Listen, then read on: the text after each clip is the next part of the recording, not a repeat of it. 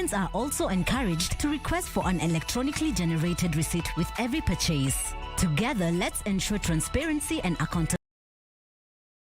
Don't wait till it's too late. Vuka to e-teams today. Kenya Revenue Authority. Tulipe ushuru, tujitegemee.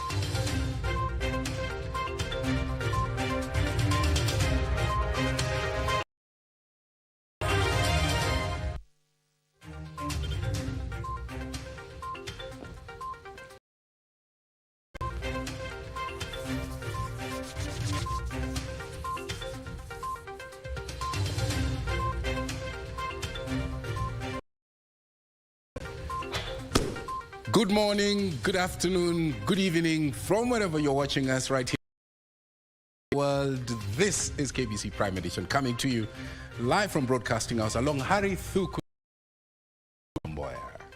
Good evening once again and welcome. The live broadcast begins right now.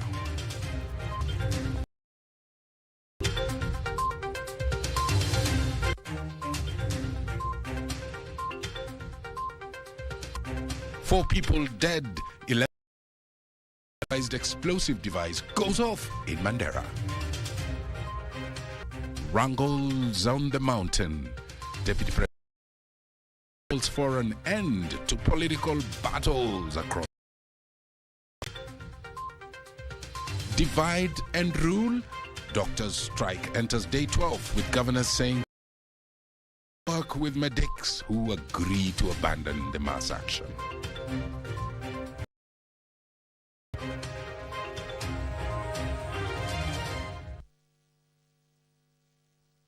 Many thanks indeed for joining us. Lensa Odingo is our sign language interpreter.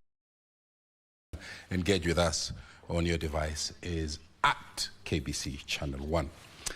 We opened this live broadcast with our lead story. Among them, a police officer have been killed and 11 others left nursing serious injuries following an explosion at an eatery in Mandera. Mandera County Police Commander Samuel Mutunga confirmed the incident, saying that the suspected attackers planted the improvised IED at night. Gladys Mungai with that report. Masamaki Eatery in Mandera County has pushed residents into a panic mode. Improvised explosive device planted at an eatery exploded, leading to the death of 4 people, among them police officers. Area Police Commander said among those injured, 2 are in critical condition and have been airlifted to Nairobi for further treatment. We managed the situation. We were fighting units. We cordoned the area, and then we took some of the injured. We had a total of 15 injured people. And in the process of taking some to the hospital, including police officers, we lost 1 officer and 1 civilian. And as they were being attended, we also lost other 2 police officers. Those with minor injuries are receiving treatment at Mandera County Referral Hospital. We have launched investigations, and we are going to bring these perpetrators to book. We have lead. Our team, DCI, got some crucial leads which may make our investigation a success. Cautioned against large gatherings and urged to volunteer information to the police as activities. Let them give us information. This one If we had an information, we could have saved the situation. And we avoid the routine. For Premeditation, I'm Gladys Mongai. Let's now get an update on the doctor strike. The health crisis appears to have deepened Monday, with the Kenya issuing a strike notice effective Monday of next week. This comes as the doctor strike entered its 12th day over deal between government on one side and the doctors on the other. The Council of Governors, however, say that they will work with doctors who are willing to resume work to avoid shutdown of health services. Our reporter, Abdiaziz Hashim, has the details of that story. Pressure continues to mount on medics to call off their strike to pave way for talks. But even before the stalemate is unlocked, clinic officers are now threatening to withdraw their services from Monday. Me to be the governor, overwhelmingly, to provide this health service. If I have done everything required by the doctors of Nairobi, they don't have an issue with another employer. The 9 days that they don't come to work is absconding of duty. In a bid to ease the suffering of patients, Sakaja, who was before the Senate Health Committee, says the Council of Governors have resolved to work with doctors. And so because of that, Chair, we have taken the advice of the Council of Governors, we've taken the advice of our lawyers, we are filling our hospitals with doctors who are interested in working with the county of healthcare. As they sort out the national problem of interns, because we don't post interns, we will make sure Nairobians get health services every day. Sakaja told the committee some of the striking doctors heeded to the 12-hour ultimatum to resume to work to avoid losing their jobs. After I said, many of them went back to our hospitals, but they were being yanked out of the hospitals by the union. That Tokeni hapa, we're not supposed to be here. Yet they have.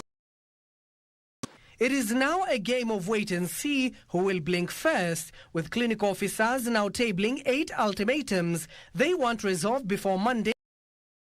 They have threatened to join the doctors on the bench. Abdiaziz Hashim for Prime Edition.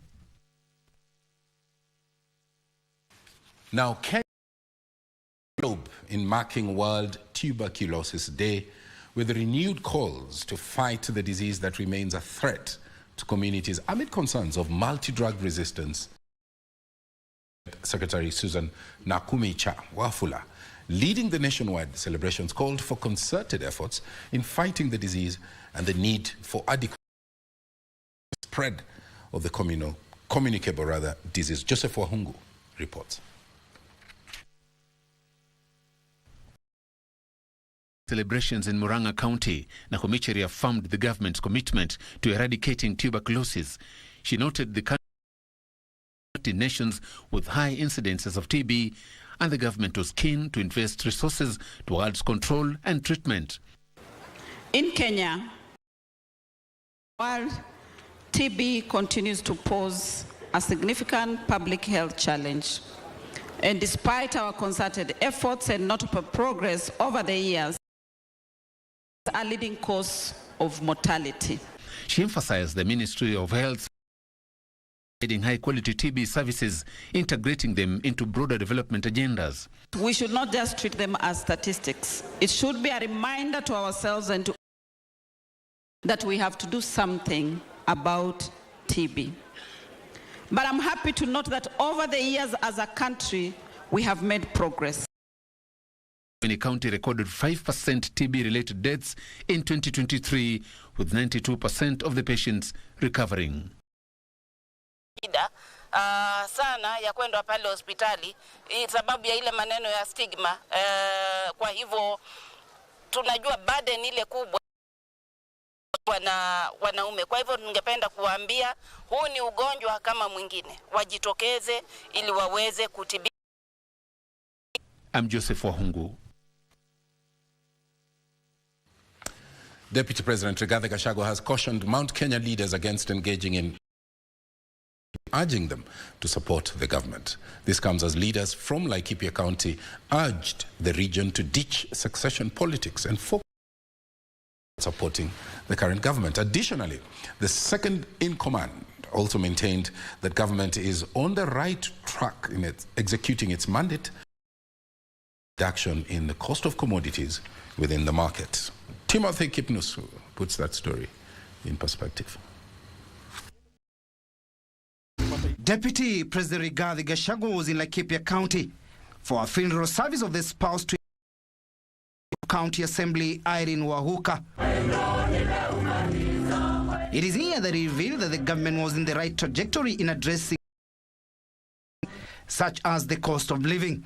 Rais amejitahidi na matunda imeanza kuonekana. Tulipoingia sasa ni 2,500. Kazi ya Rais William Ruto. Na nilikuwa naambia watu tu wa sasa kazi ya rais imeanza kuonekana. Tulikuwa unga ni 240. Sasa 135, 125. Dola ilikuwa ndio hiyo 162, sasa ni 134. Kwa sababu ya mpangilio. Mount Kenya leaders to continue supporting the current administration and stop infighting. Tukae nyuma ya rais wa jamhuri ya rais akona maneno inamsonga. Kama ni maneno kikiwa na kulalamika kidogo maneno ya kodi, tukumbuke kodi inapitishwa. Leaders who accompanied him faulted a section of leaders for alleging plotting to propel an advanced divisive politics in the Mount Kenya region, urging them of their political affiliations. Kwa mstari wa kwanza to defend the president na serikali yake. Mambo ya kahawa anaangalia. Ni chai anaangalia. Timothy Kipnusu for Prime Edition. On our scales of justice, criminal investigations has been granted 14 days to detain disc jockey Joseph Mwenda, alias DJ Joe Mfalme, and 6 will be detained at Kabete, Muthangari and Rita police stations to record further statements over the alleged murder of a senior police officer attached to criminal investigations, Dagoretti Station. The 7 Cheng, Eric Kariuki, Simon Wambugu, Joseph Mwenda, Khadija Abdi, Sami Cheriot and Agnes Kirubo, DCI officer Felix Kelian. On March 16, 2024, we remain in and found the deceased being beaten by the respondents. Appearing before Principal Magistrate Margaret Moragi at Kibera. Miscellaneous application, the prosecution told the court that the accused persons are flight risk, hence investigations into the matter are completed. When the investigations have not yet been completed, then there will be interference. And therefore, going back to the public interest issue, which is also an interest in the interest of the accused person, the suspects, to have the investigations completed and done properly. However, the defense team led by Ngangambugwa vehemently prayers sought by the DCI. Until now, the cause of death of the deceased is still not known, yet it is alleged that they are investigating murder. Why? It's because the deceased is said to have died on Friday last week. There has been enough time to do a post-report prepare. With DJ John Falme now being at the center stage of the alleged murder of a senior police officer attached to Dagoretti police station, continue to be detained to allow combing of investigations into the alleged murder. Elsewhere, former Nairobi PC Davis Chelo 10 million shillings bond, pending hearing and determination over 1.3 billion shillings, Nairobi County. That the accused person to deposit his passport to this court, a bond of 10 million with 2 sureties or similar amount, cash bail of 5 million with 2 contact persons. His lawyer, Professor Tom Ojenda, told Coach Chelogoi, who has been in custody, was taken ill 2 nights ago. The trial magistrate has ordered Chelogoi to be taken to Nairobi Hospital date on March 27, 2024. Ruth Wamboy for Prime Edition. Now, the Bomet have been directed to crack the whip on criminal gangs organized to cause politically instigated violence. Interior Cabinet Secretary Kithure, the county said that all agencies are working together to reduce crime statistics and provide a conducive environment for economic, cultural, and political development.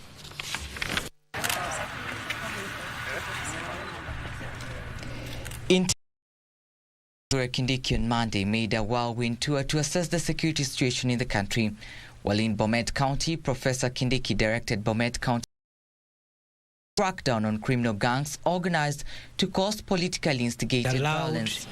To engage in lawlessness, breach of peace, public meetings, and those leaders who are using our young men and women to call to arrest all of them. The CS noted that enforcement teams who succeed in eradicating illicit brews, drugs and substances will be rewarded. In Narok, Kindiki called on to be individually accountable in their delivery of services to the public. I want to call upon all leaders to obey the law and also transact their activities peacefully. They can disagree on ideas and policies, but nobody has a right to force his views on any other person. The key priorities for security agencies in Narok County and disputes, especially in Kararo and Narok to Migori border, and land-related fraud, among others. We have asked the team to work with leaders and elders on that problem permanently. In Migori, the government has banned all as well as unlicensed commercial mining. A sample we have from an audit done on Saturday, I think there's only 2 or 3 operators. The Interior CS also toured Kisii, Nyamira and Kericho counties.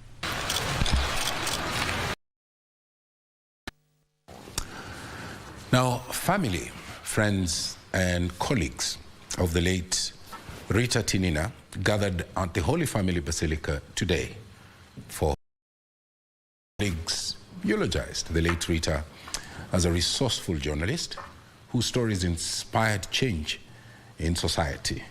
Rita died of severe pneumonia.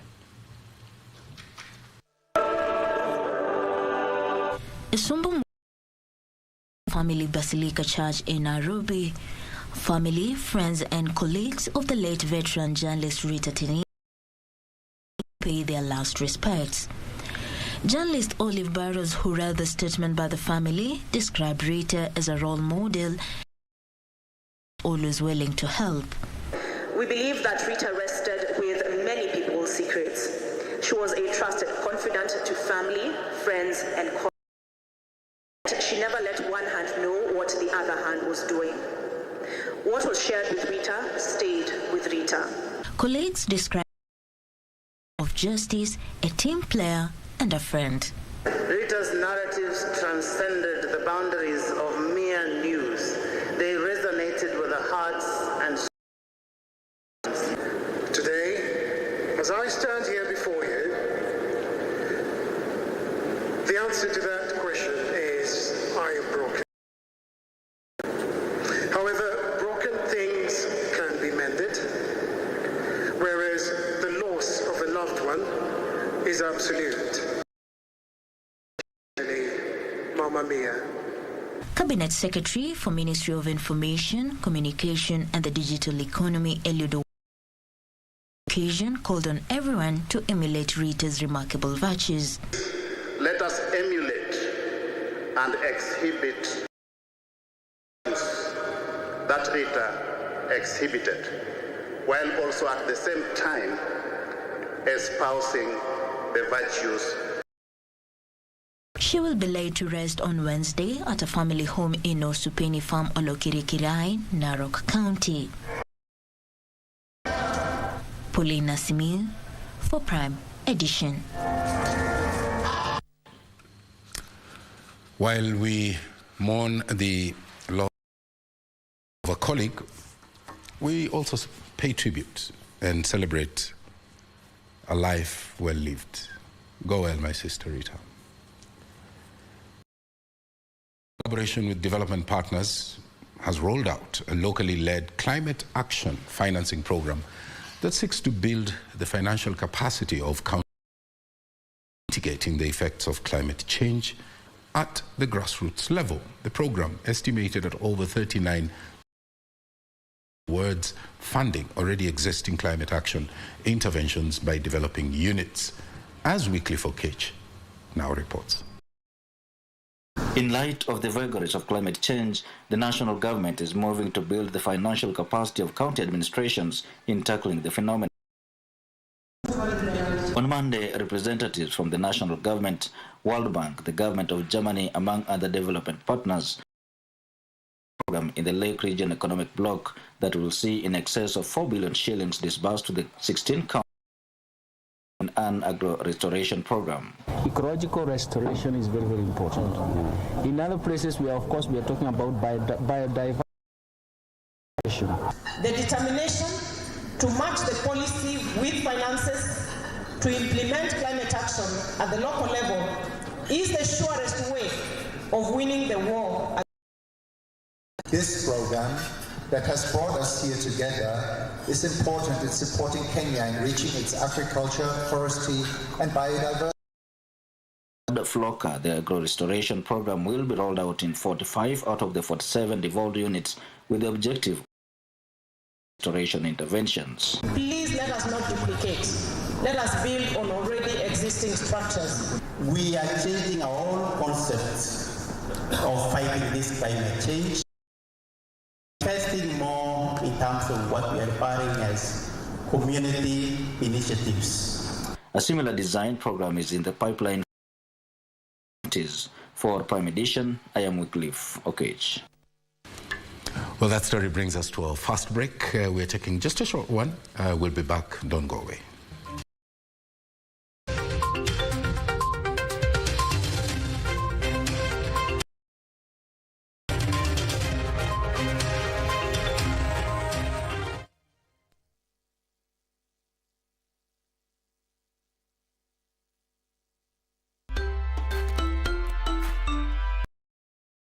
Kwale County, the premier destination for Africa's finest beach experience, offering an array of sports that guarantee an unforgettable stay in Kenya. In addition to the Kwale boasts a vibrant cultural scene where the rhythms of traditional dances and diverse cultures continue to captivate its visitors. Seeking a break from the beach and cultural immersion, the untamed wilderness of Shimba National Park provides diverse wildlife in their natural habitat. Whether you're here for beaches, cultural experiences, or wildlife encounters, it welcomes you to indulge in its sandy beaches and beyond. Kurumisha ndege. Aviator is be a daring pilot and earn by how much high you can lift the plane. The higher you fly, the higher your win. The sky is the limit. Mozart Bet. Welcome to Sensei Institute, Mahali Skills Zangu. At Sensei College, practical skills is the definition. Accredited by the government and founded on a Christian background, offers all-rounded programs that are tailor-made to enhance your skills and give you the future you desire. Such as interior design, fashion and design, hairdressing and beauty, hospitality courses, driving, building construction technology, CCTV, solar and electrical installation, photography and video production courses, vehicle electronics and mechanic courses, agricultural mechanics, ICT. To enroll in any of our campuses in Nairobi and Nakuru, all you need is your national ID card. Mapema ndo best. monthly intake, come to kusort na skills. Sensei College, my skills, my future.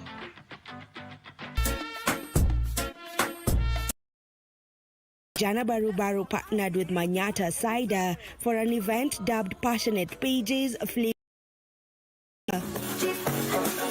Give it to me.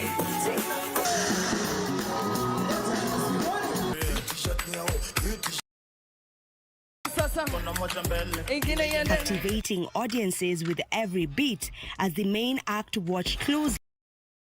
Rated workshop sessions where dancers learned a move or two from Starla. I love it like this, so get a change. But it can't explain. Sunshiny days keep me in a daze, trying to find the ways I can. And on the map, city on my back, and I can handle that. Wondering if our love is wasting away. How we drive into the separation.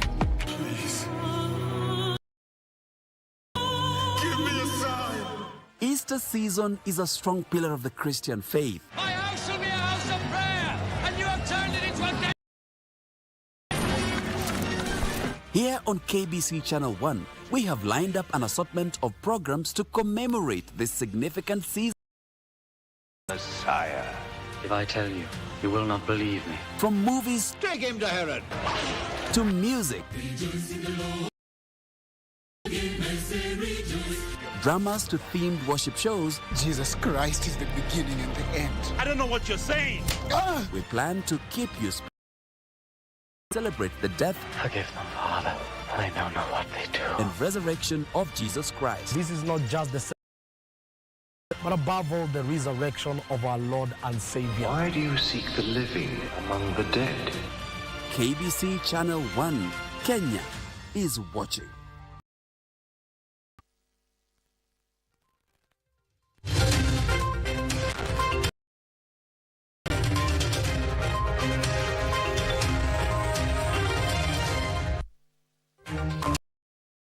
To Prime Edition, our socials at KBC Channel 1. Now, Winfrida Boyani Mokaya has been sworn in as the of the Judiciary under the 2010 Constitution in a ceremony presided over by Chief Justice Martha Karume at the Supreme Court. Chief Justice Karume urged the judiciary to champion institutional innovation and transformation, especially in this digital era. Monday morning at the Apex Court of Kenya, Winfrida Boyani Mokaya is sworn into office as the third. I, Winfrida Boyani Mokaya, having been appointed. Karume urged Boyani to abide by the oath of office.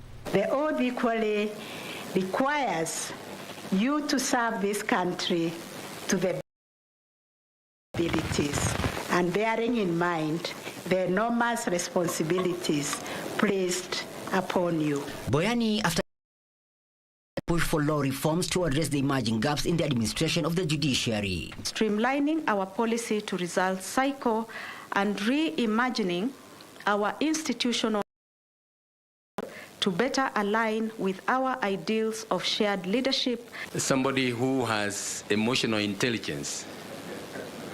Somebody keen and very, very respective. I have no doubt whatsoever, Chief Justice, that Mokaya you and will serve the institution and serve this country. Before her appointment, Boyani had served as magistrate and takes over from Ann Amadi, who retired in October last year, having served in the position for 10 years since January 2014. Kolmoniga for Prime Edition. 140 vulnerable families who lost their livestock due to drought in Laikipia North after receiving 5 goats each to restart their lives. The program, spearheaded by Impact Kenya, will see the families who have been relying on well-wishers food to start restocking. This and other news in the County News Roundup. According to the program's office, Livelihoods of many families in the region were disrupted following prolonged drought that saw thousands of animals die. Beneficiaries were urged instead let them multiply, judging from the availability of pasture and water in the region. Mbuzi, kondoo, ng'ombe, hata punda kitu ya kula na yote imeisha. Ndio tunahitaji msaada kutoka mahali. In Nakuru County, a Naivasha court has dismissed a suit by Ndabibi Farmers Company that sought to access disputed land in Ndabibi police from stopping a series of invasions. This comes a couple of weeks after several youths, including top officials of the company, were arrested for invasions and destroying properties worth millions of shillings. Kesi imefanywa na dokumenti ziko hapo, wanarudisha appeal, tunawashinda. Waliweza kuingia hapa na kukuta wenye walikuwa wamejenga na kuwafurusha. The chairperson of the National Gender and Equality has reiterated the government's commitment to empower women in the country. We have seen the women leaders are being empowered various courses like what is going on in Kenya School of Government. Economic empowerment, we have 2 hubs in public universities, and that is Kenyatta University and the University focusing on economic empowerment of women. Migori County government has initiated a comprehensive initiative to address water scarcity in rural areas. To providing water so that homestays and families will have peace. A faction of Kikuyu, the cause of unity amongst many Kikuyu elders associations that have been emerging in the larger Mount Kenya region. Owners in Red Hill as well as manufacturers and developers around the 3 tributaries of the Ruaraka River have united to safeguard and conserve the river from. We are going around with NEMA.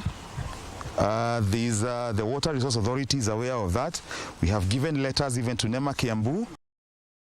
Those challenges we're having, to have the pure water go down, we have to involve now the bodies.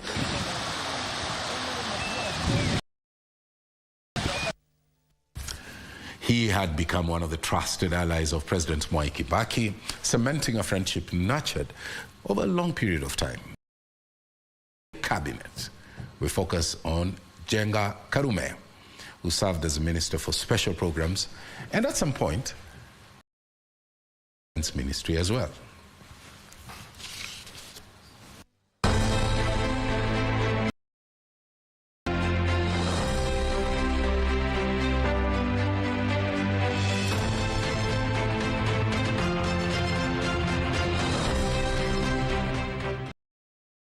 Born in 1929 in Elementaita in the Rift Valley, where his family had settled after immigrating from Kiambu, the young Karume and was lucky to join Gene School Kabete, later Kenya Institute of Administration, now the Kenya School of Government, where he in business studies.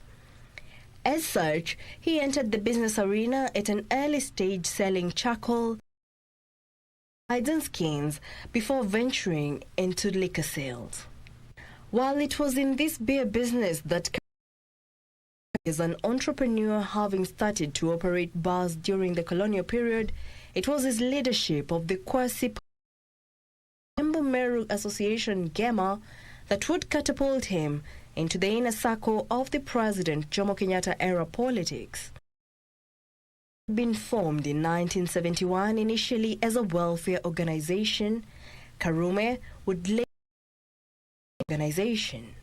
He was elected chairman with Keheka Kimani as the organizer in 1973. While Karume had not gone for elective politics, his position gave him immense power.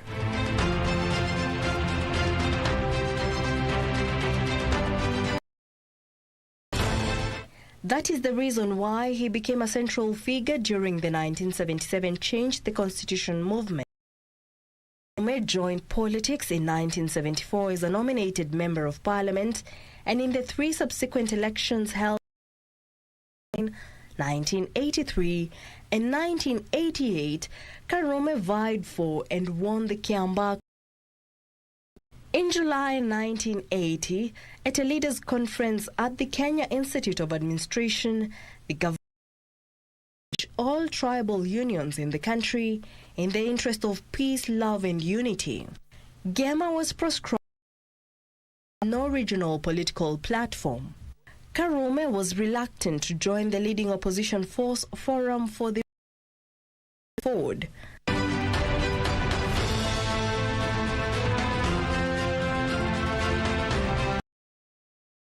He formed the Democratic Party with Mwai Kibaki and John Keane on 31st December 1991. In 1992, Karume lost his Kiambasi to a newcomer, Kamau Isharia of Fort.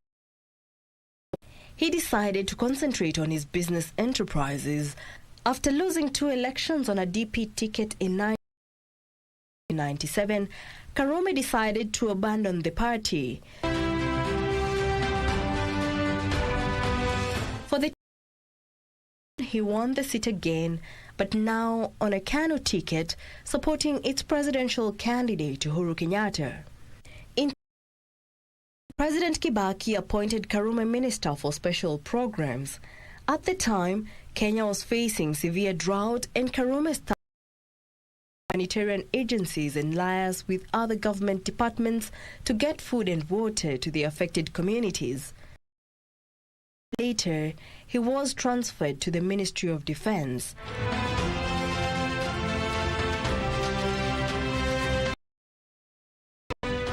During his tenure, Karume renegotiated the training of British troops in Kenya.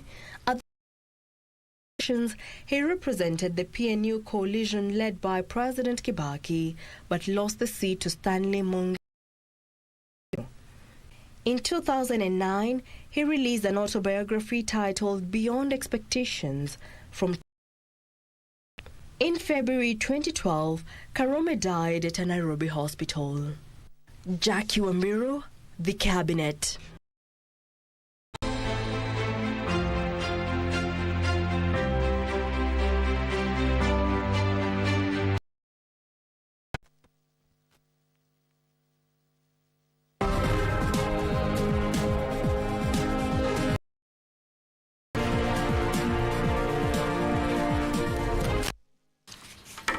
Let's get on to some serious business.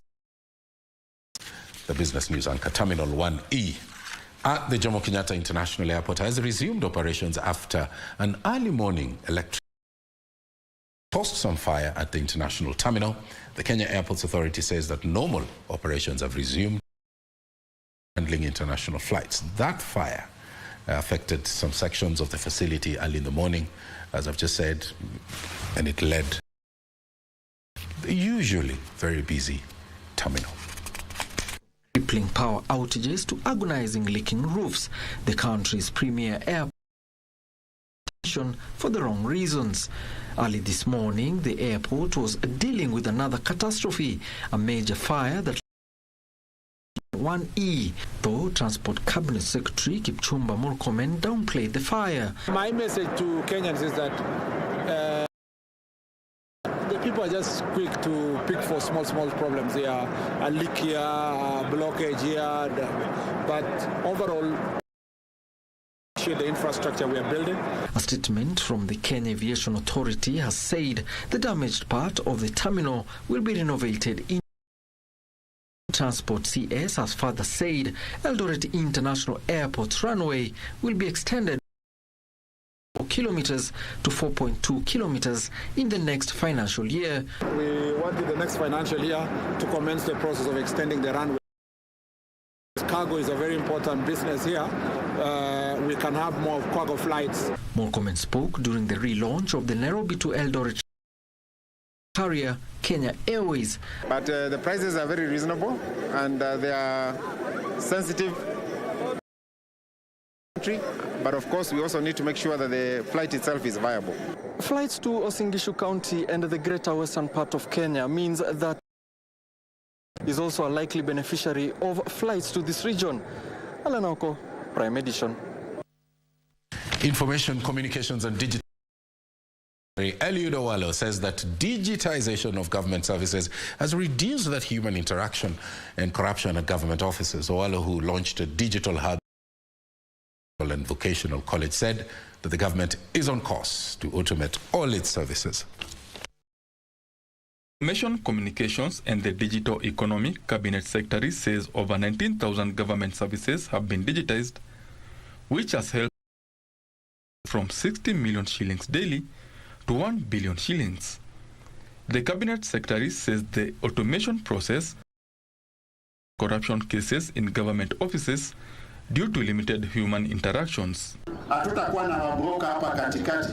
Kuna wananchi wakienda kwa maafisi za serikali wanaitisha hongo. Maneno ya kuitisha hongo kwa maafisi za serikali hiyo tutazika katika kaburi la sahau. Speaking during the launch of a digital hub at Kasarani Technical and Vocational College in Nairobi County, Owalo said plans are underway to increase local smartphone production.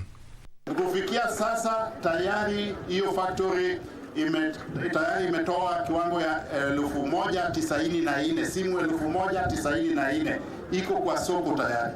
Ukienda kwa outlet ya Jamii Telecom ama Safaricom unaitisha simu ambayo inaitwa Neon. He said TVS will supply some components to be used for construction of affordable housing units. Please take this program seriously and you will be able to earn enough money to look after yourself, pay fees for your younger siblings, and even support your aging parents.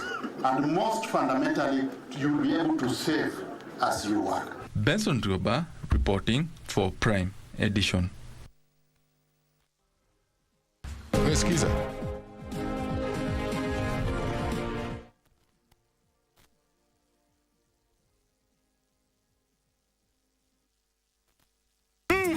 Mafrendi huyu hapa na anakugoja *570 hash. Chagua option namba 4 na ujiingize katika draw ya kuvuka namba 3. Mshindi tunamtangaza 5th of May. Kumbuka ni *570 hash. Cheza Lucky Game na tunakuhakikishia ushindi na bahati yako itakufikia mahali popote ulipo. Kumbuka kucheza ni *570 hash.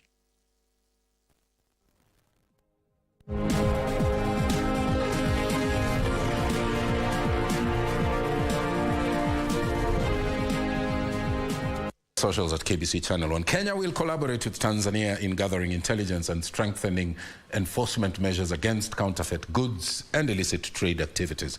Anti-Counterfeit Authority Chief Executive Officer Dr. Robin Njoroge is calling for the fast tracking of the East African Community Anti-Counterfeit Bill that, among others, advocates for the harmonization of laws on fighting illicit trade. Manufacturers, they're also losing. That quantity of goods, whatever we are talking about, is the amount of money that will have gone into profits for the manufacturers. The same amount of goods and the value, or the amount that we are talking about here, it would have gone into government in form of revenue. We are now using devices that are likely to allow us to do the counterfeiting at the source. Recordation is a program that allow IPR owners to register their trade names with the authority, and we have that database. The same database is used at the point of entry. Harmonization standards, we are going to address it first with the national level and then at the regional level, as we said, to ensure that there is a smooth trade between our two sister countries.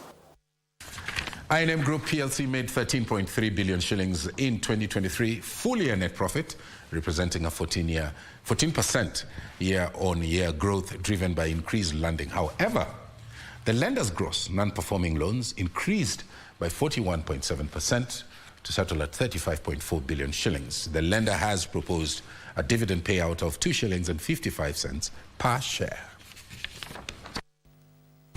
I&M Group PLC says during 2023, net loans and advances increased by 30% to 311 billion shillings, which the lender attributes to the extension of retail lending through the bank's digital platforms. However, this came at a cost. The stock of non-performing loans steadily increased to 35.37 billion shillings, up from 24.97 billion shillings, representing an increase of 41.7%.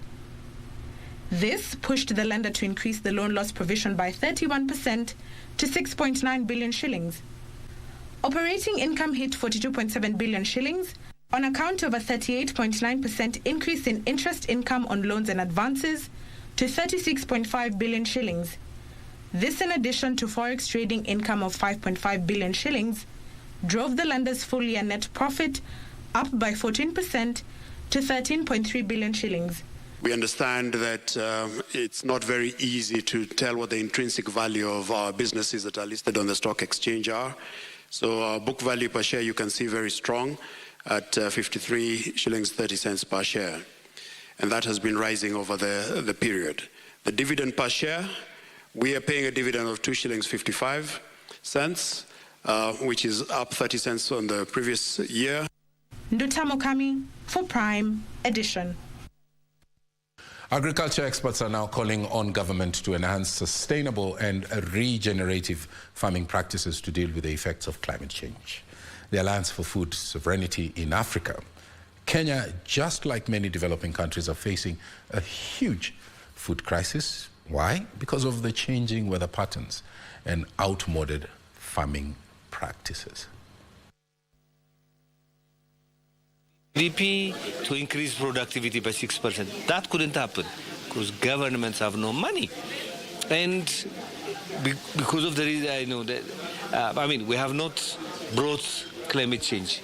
Climate change is a result of the lifestyle of the North. But we are suffering because of that.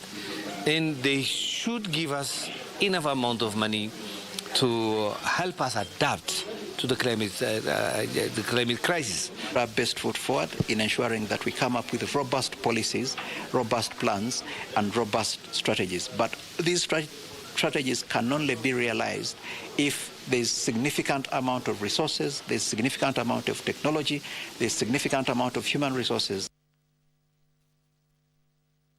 Kenya is putting 200,000 acres under sunflower production in efforts to reduce by half importation of edible oils by next year. Agriculture Cabinet Secretary Methika Linturi says that the initiative also involves putting increasing land under palm oil from the current 50,000 acres all the way up to 1 million acres by the year 2027.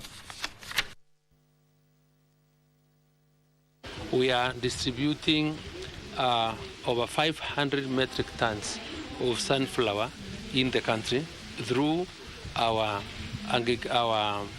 county systems to really get this seed to our farmers. We have regions around Lake Victoria, the counties along Lake Victoria, and counties in coast. Those cumulatively, we have close to 1 million acres that are suitable for oil palm planting. Currently, we've engaged 2 counties. Homa Bay, they've set aside 25,000 acres. So we are in the process of producing seedlings for them. The Port of Mombasa experienced a significant surge in cargo throughout 2023 with a total of 35.95 million metric tons handled during the year, as per the latest statistics released by the Kenya Ports Authority. Ann Mburu reports. The Port of Mombasa, a critical enabler of trade and economic development in Kenya and the region, experienced substantial growth, with container traffic recording a double-digit increase of 11.9% in 2023. Captain Ruto highlighted the authorities' efforts in marketing and enhancing relationship with transit markets, pointing out the remarkable growth in volumes for the landlocked countries. Kwa miezi mbili iliyopita,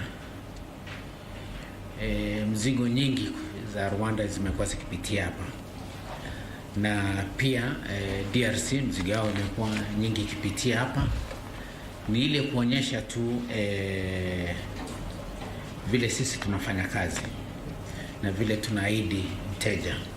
Leo vile tunazungumza hapa, ukitutembelea kwa terminal yetu ya container, utakuta sisi tunangojea meli. The ongoing crisis at the Red Sea that has forced diversion of ships around Africa has increased traffic to Port of Mombasa. Ile mzigo tu inaweza chelewa kidogo ni ile inatoka Europe na ile inatoka America.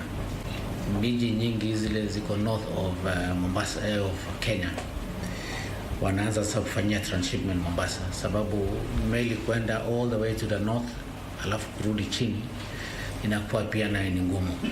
So it's a blessing also for us, but it is not something that we wish also. For Prime Edition from Mombasa County, I am Anboro.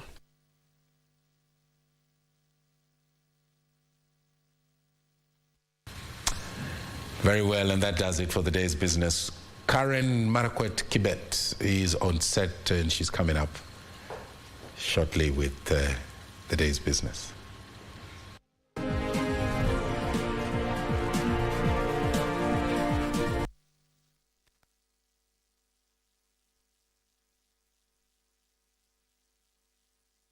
Multi-bonus. Zidisha ushindi wako hadi 1,000,000 na multi-bonus 1,000%.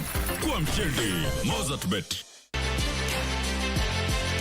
Sports News is brought to you by Mozartbet.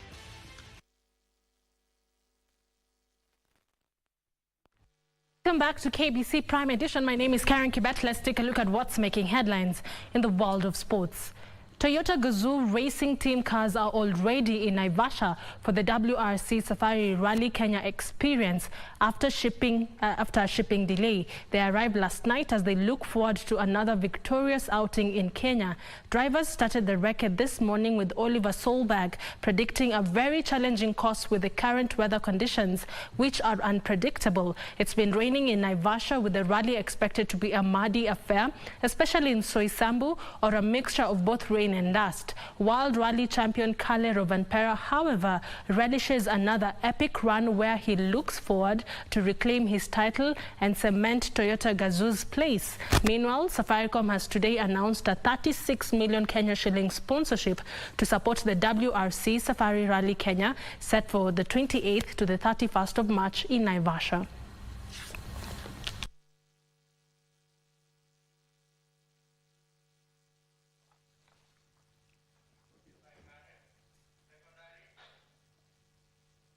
Agorosare High School and Ringa Boys High School were crowned champions in basketball and hockey, respectively, after a conclusion of the just concluded Nyanza Region Secondary Term 1 games. Both teams will represent their region at the national level. Agorosare High School's basketball team defeated Maseno School 51-44 in a tightly contested final to clinch the basketball title. So we empower our youth, and the kind of win that we get in the field, we also bring it to class so that we perform both in class and in out-of-class activity. We have lined up a number of things to do as part of the preparation for the championship. We'll play one friendly before the nationals, which will be aimed at probably correcting the mistakes we saw in the regionals, so that we may tighten the loose ends before we go to Machakos for this particular championship.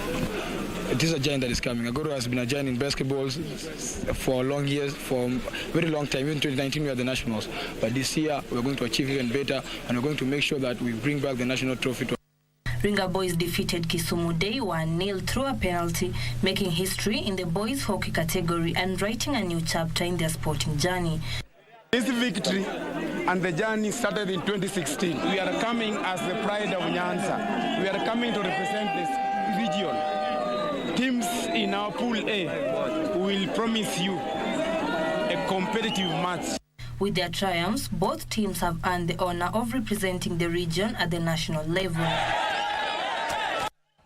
Eric Dimon Ngige successfully defended his E-League One Tour title after edging Joash Jojo Agutu 2-0 in the national finals of the E-League One Tour esports competition played at Zitech University. The victory sees Dimon book the ticket to represent Kenya at the E-League One Tour finals in Paris, France from the 18th to the 21st of April 2024. The winner of the global championship will walk away with 1.2 million Kenya shillings en route to the final. finals, Eric beat 2022 champion Fox Teat in the semis 6-1 on aggregate. This year's E-League One Tour Kenya Championship attracted a total of 636 players.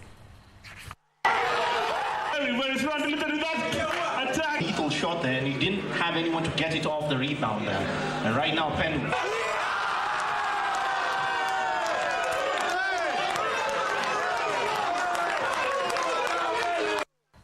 Electronics manufacturers LG have renewed its sponsorship worth 3.5 million Kenya shillings with the Sports Journalist Association of Kenya towards the Sports Personality of the Month award. This is the 9th year that LG is partnering with SJAC, which has managed to reward many trailblazing athletes, including newly crowned African Games tennis champion Angela Okutoi.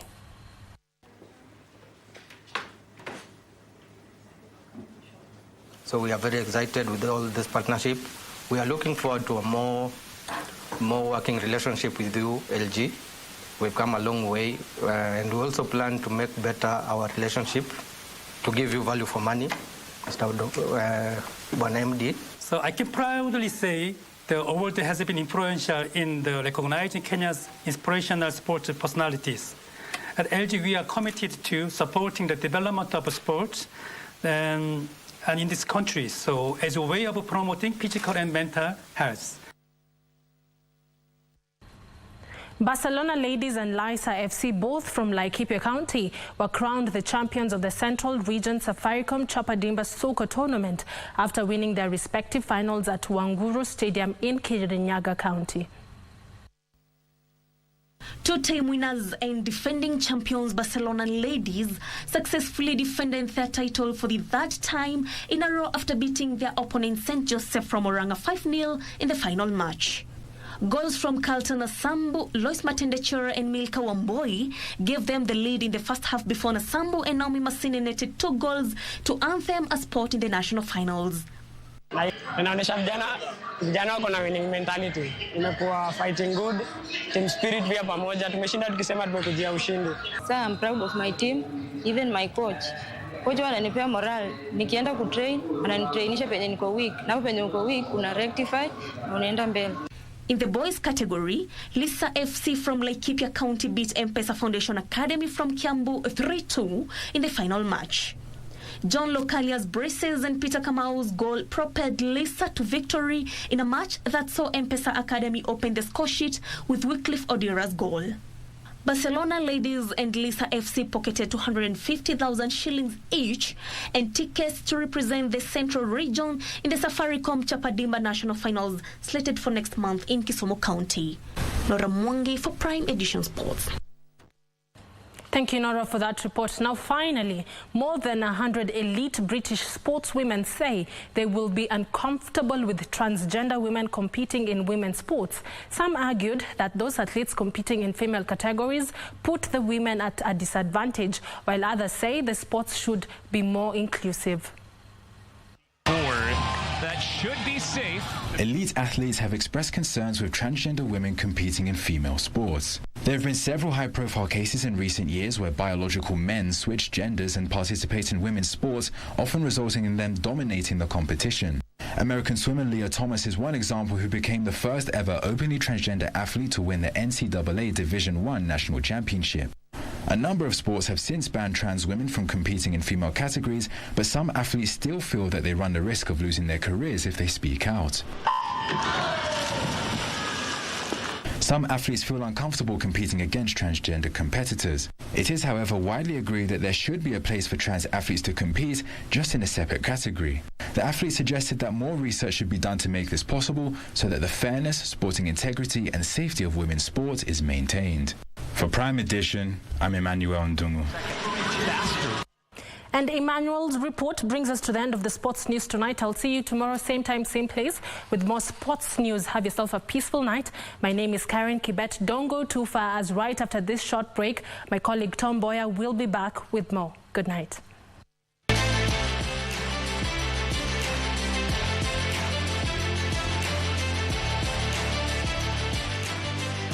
You can lift the plane. The higher you fly, the higher your wind. The sky is the limit. Moses Who's that bet? Thank you, Marakwet, for handling the sports docket extremely well, and not the business docket, because I handled that. I want to also thank Lensa Odingo for doing a good job on the sign language interpretation. The team in the back end, of course, for putting all this together, and you, the viewer. Thank you so much for watching Prime Edition. Until tomorrow, my name is Mboya, and good night from Broadcasting House. See you tomorrow. Bye-bye.